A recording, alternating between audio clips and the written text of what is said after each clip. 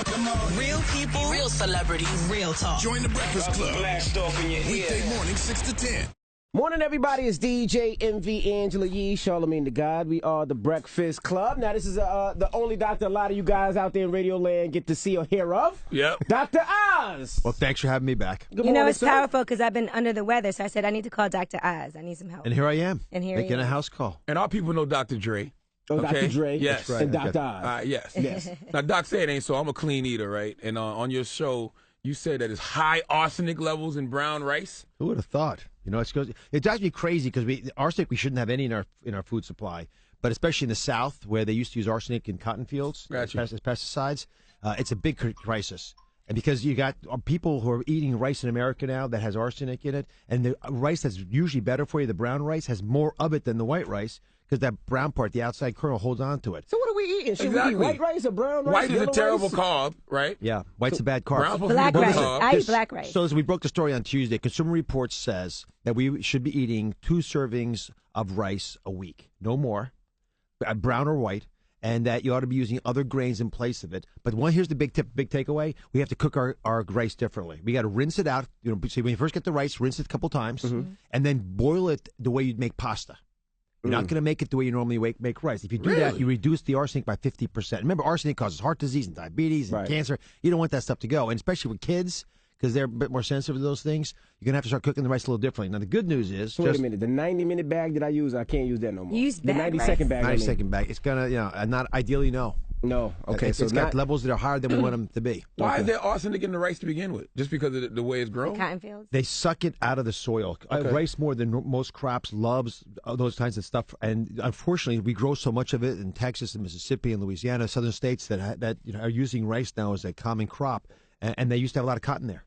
And those cotton fields, and the arsenic that was poured on them are going to have that arsenic for another generation. Now, what about the black rice that I eat? Because that's my favorite rice. Oh, I love that. The Emperor's rice. Yes, the Empress rice. Yeah, the You black know rice Haitian is fine. women, Dr. Oz? I do a little of that stuff, Haitian women. Very beautiful women. Okay. Well, no, I think it used to be really expensive and hard to get, so they call it the Emperor's rice. Okay. And it still is more expensive. It's a bit more expensive. In China, they used to have it. It's that's why they called it that. But That's it's, what I eat. Yeah, it is. I think it's pretty tasty. But there's barley, there's quinoa. There's lots of other grains you can get that aren't rice that are better for you, Charlamagne, as you know, because it's got a better glycemic index, so it won't put weight on you. And I think we ought to open our taste buds. Use this as an opportunity to grow. Now, just so you all know, the U.S. government is going to do something about this. They're going to have to. They're going to have to limit the amount of arsenic that's tolerable because there are some manufacturers who make good things, like California rice actually has low levels of arsenic in it. So wait, tell the people again. So when we get these bags of rice, we should rinse the rice off and boil the rice Like to you make pasta. Rinse it 3 times. Rinse it 3 times. Pour water on it, rinse it off, and then put it in a couple cups of water like you would make pasta. Right. And then boil the rice. That way the arsenic comes off the rice into the water. You toss the water like you do with the pasta, and what you're left with has half the amount of arsenic in it. Ah. Arsenic make your farts stink, right? It does not make your fart stink. Other things do that. Your farts should stink, though, shouldn't they? I mean, they should, but I mean more than Yeah, normal. they should smell a little bit. I tell you what makes them really stink is artificial sweeteners. They really knock it up. Yeah, well, that's a good question because sometimes my farts smell like eggs, which is bad. Yeah. And sometimes they don't smell as enough. No, But your farts always smell. But I usually get that. I eat egg whites in the morning. Usually, egg whites just. Well, they have sulfur-based compounds in them, so your body converts them. Listen, you've got 10 times more bacteria in your gut than there are cells in your body. You're mostly not you. Right. So all those bacteria out there you're basically outsourcing digestion to bacteria. They're trying to do their best to eat through what you're getting in your body. So if you're eating the things that turn to sulfur, then they're going to smell like a fire's going off. There are people who can light their flatus on fire, I've literally. tried that a couple times. Does it work? No, it hasn't worked for I me. Envy tried can that do one it. time, too. Envy It got a didn't little work for me, too. volcano coming out of his butt. Yeah, That's I sulfur. tried that. Yeah, I shot it a couple times, but I didn't light my. No, I couldn't light my ass on fire. Now, Can you Dr. imagine actually trying? My goodness. Yeah, that absolutely did. Dr. try. Oz, the holidays are coming up, and a lot of people are scared about gaining weight, of course, around Thanksgiving, around Christmas. Tell them F And it, you said you Dr. could Oz. eat anything you want. There you go. All the things you The love. holidays, That's it. man. So first up, you're right. You don't worry about losing weight over the holidays. But a little tip here. Most people gain all the weight they're going to gain over the holidays. Right. You gain 4 pounds over the holidays, and you're really good for the rest of the year. So if you can just not gain that much weight over the holidays, that's all profit for the rest of the year. So I just did a show on cheats, holiday cheats you can watch next week, where I walk you through a lot of tricks. I'll give you a couple right now. These are not going to get you to lose weight. You're going to be able to eat all the holiday food you want. You're just going to take these little cheats and help you out. First little tip. Whenever you're going to have sweets, you want to take some vinegar, a teaspoonful of vinegar before you have the sweets. could be apple cider vinegar. You can have vinegar in a salad. But the reason for that is that vinegar changes how you metabolize sugar. So it doesn't go to your thighs quite as quickly. Okay. Second big tip is, you know those little Scandinavian crisp crackers, high-fiber crackers? We don't got that kind of money, sir. Yeah, what is that? Oh, they're cheap. These things are $2 for the. They're nothing. They come in little plastic containers. They look like toast, like Melba toast. Very thin little Triscuits. toast, like Triscuits. They look like Triscuits. Gotcha. But the size of each one of them is the size of a pack of cards, so they're a little bigger. You pull one out, and 15 minutes before a meal, you toss them in your mouth and drink them with some water. Chew it down. It's a huge fiber load, expands in your stomach, and you're not going to be hungry. Oh, really? So that hedonistic drive to overeat, it sort of drops down. Okay. And the other big tip is you never want to be a two-fisted eater and drinker. When you go to holiday parties, you're there to meet people, right? So one hand has food or drink, the other hand is free to shake hands. That way you don't do the double dipping, which causes so much of a problem because then you really rapidly throw that stuff down there. And it's like heaven for a day, but then you feel like hell for the rest of the time. What There's about always when you're just so much- smoking weed? Like, you know, you go outside with your family, you smoke a blunt before the dinner's served, and you get the munchies. So, yeah, the munchies are common with weed. You know, there's the part of the brain that has the munchies is called the cannabinoids, cannabis. Okay. They actually named it after that because it creates a syndrome that's what we used to feel when we were in starvation mode. So that's why you overeat and you eat things you don't even like when you smoke pot. Right. So you So can't. don't smoke before Thanksgiving dinner. I would definitely would not smoke before dinners. Okay. Save that for other times. This is also the time when a lot of people get pregnant. And I It's have, called cuffing season. yeah, it's Guys. cuffing season. Cuffing season. Cuffing season. That's why there's It's so too cold outside. You got to cuff the one you love. Yeah, you know, during the summer, you out there loose, you banging everything, but, you know, Oh, my over the goodness. wintertime, you settle down. You Cuffing just cut, season. yeah. That's why there's so many August and September babies. 'Cause Yeah. around this time, it's cold out. You know, it's Well, the most holidays. common are the New Year's Eve babies, as you know. Right. But you combine cuffing with alcohol, you got big time fertility issues. Now, you know what else with the cold, too? How come when it's cold, you feel like old injuries you may have had come back? Like if you had... Yeah, that's today's show topic, actually. So Sam Champions Really? coming. Yeah, we're talking about, it's supposed to be a really cold winter, just so you all know that. That's the best predictions. Mhm. So this Arctic wind we're getting now is the polar vortex it's going to keep us cold this winter. So when it's cold, and you can smell the cold, obviously, because the ozone actually changes when the snow's about to come. Right. You can literally smell the stuff. But the pressures change quickly, and your joints are actually held in place by barometric pressure. So when the pressure changes and you don't have the appropriate amount of pressure on the joint begins to literally come apart. So all those old aches and pains get worse. Like you have pains you didn't even know in parts of the body you never paid attention to. Exactly. Especially in the morning. And I felt like that in the gym yesterday, too. Like I was working out, but in between reps, I just kept getting real stiff. And it was cold in the gym, so I'm like, yo, I was wondering if that's because of the cold. Why don't you That- let that guy massage you out like he usually does? Who massages me? No guy massages me. Sorry. That's the cuffing season problem. Yeah, gotcha. The guy massage, I love that. See the panic in Charlamagne's face? What guy? Would acupuncture help that? Yeah, acupuncture I like a lot. Think about this. We don't respect other approaches to medicine too much in this country, but acupuncture is used by 1.5 billion people. 1.5 billion. In other parts of the world, there's a main way of therapy. I've been to China, Right. where they do a lot of acupuncture, and I've gone and operated, done heart surgery. That's my my day job here in New York. My day job. I do. I practice My at New day York job. Presbyterian. Like you need a day job. After this, that's where I go. I go to the hospital and operate on people. So so when you go to China, you go to one part of the hospital, you do heart surgery with knives and anesthesia, and like you go to the other part of the hospital, they do moxibustion, which are these little cupping techniques, and they give you herbs and they give you acupuncture, which they use as their main way of dealing with pain. And so for for pain in general, we don't deal with it well. We use narcotics, Right. which is a huge. The average person who's addicted to narcotics didn't ever want to start off that way. They had lower back pain or a shoulder injury, and then they take narcotics for 2 weeks and they're hooked. We actually, I have a big show on this next week. We should be using pot instead of narcotics. You just told me It not to works better. smoke weed. He said No, don't smoke I don't want you before smoking. eating. I don't want you smoking weed when you're young. Okay. Because it's really bad for the adolescent brain. I don't want you thinking you have to smoke pot to get through life. I don't want you to feel like you're addicted to it. Gotcha. But all that said, when you have a medical problem, medicinal use of pot. I mean, we have Montel on the show all the time. This guy's a U.S. Marine. Oh, he blows down. Yeah, and he's a fantastic guy with multiple sclerosis. He cannot get out of bed. I've visited him at home. He cannot get out of bed without pot. And he feels, and he's right, that it's wrong that we should hold back on therapies that work. So I actually think it has a very strong and worthwhile benefit for medicinal purposes. If you have aches and pains and have those kinds of issues, it ought to be your first-time therapy, not narcotics.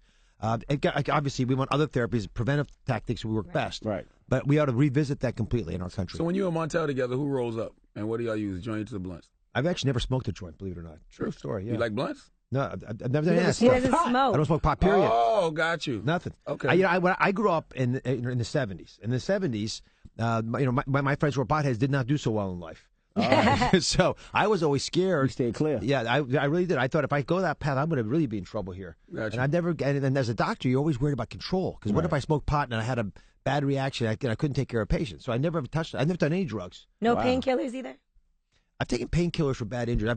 I played football in college, so I've had my share of orthopedic issues. What position you play, Doctor? I was a safety. Wow. But I was 6'1", 205 pounds. Now I've shrunken and lost weight. Although my son just made all conference last night. Oh, congratulations to your son. He's a sophomore, but he's bigger than I am. So when I was young, I used to twist him up and put him in headlocks, all kinds of illegal WWF moves. Now my wife has to save me. Oh, wow. Now he does it to you. He pins me down, but he didn't understand that I was pretending. He was actually going for the pin. 911 is the number you need to That's call. right. I can't get to the phone. Now, flu season's around. Now, how do we avoid being sick? Like Angela, you mentioned earlier, she's sick, and Right. I'm starting to get a little.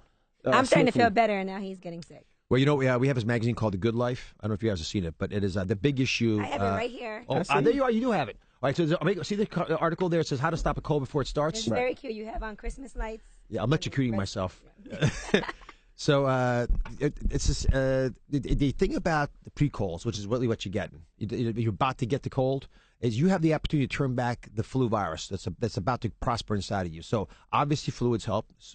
Sleep is a huge benefit. Angela gets none. That's Critical. the thing. I really need some sleep. Vitamin D, because especially She definitely gets no D. You get no no D. no D here. So, I got to get some vitamin D. You gotta get some D, D. especially if you live north of Atlanta. Draw a line between Atlanta and L.A. If you live north of that line, you're not going to get enough vitamin D in the winter months. If you have dark Envy skin, and Charlamagne period. get plenty of D. Why is that? There's a lot of D being given out in Atlanta, Doctor. I don't know what you're talking about. I don't know what this. Yeah, it's a lot. But go ahead. And then echinacea, which actually that works. Is it golden I used to put seal and echinacea in my echinacea? tea. I'm sorry. Golden seal. I know they always Yeah, say golden seal. and echinacea. Yeah, I like them both. So those are the ways. Okay. Also, Let's talk about shrinkage too. Why does your shrinkage? penis shrink in the wintertime? Because I always feel like something is wrong with me. It doesn't shrink. It retracts into you. It's going for protection. So It's still there. hibernating. It's still there. It's just hiding. So when it's so This is what happens You to people lost it, you fool. when people get overweight. Two things happen. First off, the fat cells start to actually make their own hormones, Gotcha. and they turn your testosterone, which comes from your testicles, into estrogen. Gotcha. That's why you get man boobs. Gotcha. So that's the first thing. So your testicles and penis will shrink a little bit because they're not getting much testosterone. And the second problem that happens is you can't see it anymore. So Wow. you lose 35 pounds, you gain an inch because you can see it again. It's pretty I straightforward. lost 25. 25? Yeah. You must be Gain like a really quarter well of an endowed. So if I lose 10 more, I get another inch? Yep. Wow. oh my You goodness. have to be manorexic. Now, also, I got to ask a question though about Michael Phelps and his girlfriend. Yep. Because recently they said she revealed that she wasn't born a female, Mm-hmm. and she said that she had a penis but no testicles, Mm-hmm. and I believe she had a uterus but no ovaries. Yep. Is this a common thing? Yeah, we're learning more and more because it used to be hidden. Everyone was ashamed who had these conditions, but now it's pretty widely appreciated. We all start the same, right? We look exactly the same when we're first conceived, and then because of hormonal magic, because it has to happen exactly the right way, you differentiate into perfect males or perfect females in terms of reproductive organs. You're not perfect as people. Your organs are made the right way. That's how you reproduce. But there are a lot of people caught in the middle. We think this is true, by the way, of our brains too. That's why some folks, their sexual drives are different from other folks because they actually have different genetic predispositions. But your sexual organs are the same way. So your testicles were actually the ovaries once. They descend and become the testicles. That's why they hang outside the body because for the male to be fertile, you need cool sperm. So my ovaries are really testicles inside me. Yes. Okay. And we probably all started as females. Okay. And then we I can become attest to males. that. so Angela has balls. She has balls. There's inside of her. And you have ovaries. So if outside it's of you. genetic, so people with strange sexual desires like that, like to sleep with animals or pedophiles, is it genetic? They're born that way? There's a predilection, I think, in many cases. I don't think it's all genetic. There's obviously the environment always influences this, but it's there are things that are inside of you. For example, we just did a show on. I just taped a show on pedophiles, which will air again in the next couple of days. And we had John Walsh on, who's done more than anybody else that I know of. Absolutely. To shed some light on this. And we actually looked at brain scans of people who are pedophiles. They're just different. When they see, they do experiments, they show pictures of young kids to regular people and the pedophiles. And they put little sensors on the penis. And a pedophile will get excited. It's instinctive. It's now Wow. it's crazy and it's bizarre. And the biggest message out there is that these aren't just strangers. It's not stranger danger. A lot of this happens from people that they know, uncles, people who are in their lives that they run into all the time. But they're driven by different behavior, and they can't hold themselves back. It doesn't defend it. It's still terrible and wrong. Right. But don't think it's some stranger you've never met before. That's why his big message is that parents need to parent up, pay attention to this stuff, and make sure your kids know that if something's strange. Absolutely. Tell them about it. Right. Question. And, okay. I was going to say this whole situation with Mama June and the guy that she's dating. She's saying he's no longer a pedophile. Do you think that you can, at some point in your life, be a pedophile and then change? People always can reform. People can always regenerate, I believe. But there's a weakness there. And you do have to be on call about it. It's like alcoholism, right? I mean, if you've had that problem once, you always have a weakness for that. That's why alcoholics never say, I was an alcoholic. They say, I am an alcoholic. And I embrace that and I move on past it. It doesn't make you less of a person. It makes you a better person because you deal with your demons more effectively. So I can't judge him on that. But I do think people move past. That stated, you can trust, but only if you verify. Now, what does Spanish fly do to the body? The reason I asked, because there was, all these allegations about Bill Cosby and Spanish fly. What does Spanish fly do to the body? Well, we don't know. Again, I can't speak to the specifics of those allegations, and I don't know. In He's general. not going to talk on another doctor, okay? He's Right, not going to talk on Dr. Huxtable. Stop it. His name is not Dr. Huxtable, it's Bill Cosby. But So these date rape type of products, they work because they knock you out. They're not like general anesthetics. They're not completely out, but they make you incoherent. You can't quite figure out what's going on. They confuse you enough that when combined with alcohol, which is, as the allegations are, it's often the 1-2 punch. It'll knock you out, and by the time you awaken, you're sort of out of your wits. And that's classically what happens in college campuses. Women get knocked out. And why do they sell Spanish fly? It seems like you could just buy it too Well, I don't easy. know. Not I Spanish told you you can fly. buy it right in the sex store. Spanish fly doesn't knock you out, does it? No. I don't know if Spanish fly knocks you out, but the products that the date rape drugs are available. I have no idea why they make them accessible. That's crazy. Now, cell phones. You once said cell phones are dangerous because they emit a lot of radiation. And sometimes when I'm riding in the car, if I'm just looking down at my phone texting, I start getting dizzy and I got to put my phone down for a while. Is that Maybe you because of get car radiation? sick. Well, you should be texting and driving. Yeah, I'm you not should be driving. I didn't say I was driving. I No, said in the that car. might be motion sickness. Yeah, Sometimes that sounds might more be. like motion sickness. There's that new paper just came out, by the way, from Scandinavia, looking at a link between cell phones and brain tumors again. Okay. Once again, arguing that there's some link there. But here's the thing: you're not going to get sick from a cell phone if you're holding it more than a couple inches from your head. The problem is when young kids, especially who have thin skulls, plaster the phone to their head and don't take it away, and then they have an increased incidence of having tumors in the ears and things like that from some of these studies. So my Because of the recommendation radiation? from the radiation. Wow. So my recommendation is the following. Obviously, try to use a wireless device if you can. That the cords that go to your ear. Use it on speakerphone. Use the wireless in the car. All that said, the other part of the problem is you want to make sure the phone's not next to your bed when you go to sleep at night, because if you cuddle up close to it, it messes with your sleep. Right. So you want this phone 5 feet away from you at least, and make sure you're not looking at the lights just before you go to bed, because that will turn off the brain's ability to make melatonin. That's your sleep hormone. So there are many different things that phones do that are ideal for you. But listen, I know you love your phones. I know you're going to use your phones.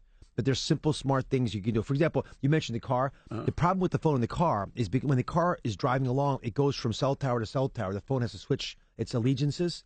That has to boost its power to do that. So you're actually increasing the radiation coming out of the phone when you're in a car. So it's really not wise to talk with the phone to your ear. Bluetooth. Bluetooth works. I always wondered how you felt about the other doctor shows, like the doctors. It's a good show. Listen, we need more people talking to folks about their health in different ways. And there's not just one way to talk to a patient. That's why you have so many different doctors. But we live in a world where Marcus Welby, speaking about doctors, is dead. Right? We don't have that no close idea who that link. Marcus Welby was maybe the first famous doctor, but his what made him popular was his persona. Okay. Right? He was a fictional doctor, not real. And he had a sidekick, Jim Brolin, who rode a motorcycle, real cool guy. But what they were really saying at the very core was that your doctor was your best friend. He knew you and he knew your family. But that's not the relationship we have with our doctors right now. Our doctors oftentimes are rushed. They got a lot of things going on. Right. You're trying to get in and out. You get rushed as well. And with that relationship, they don't know your parents. They don't know the backstory behind why you're feeling the way you feel. So what we try to do on these shows, and I try personally on my show, is to do two things. One, reconnect you to the health system so you understand. Because a lot of our people, a lot of our viewers, they don't watch television just as a hobby. They watch it because they need it. Right? They don't have a doctor. They don't have insurance. So they get their health information from us. The second thing I want to do is give people hope.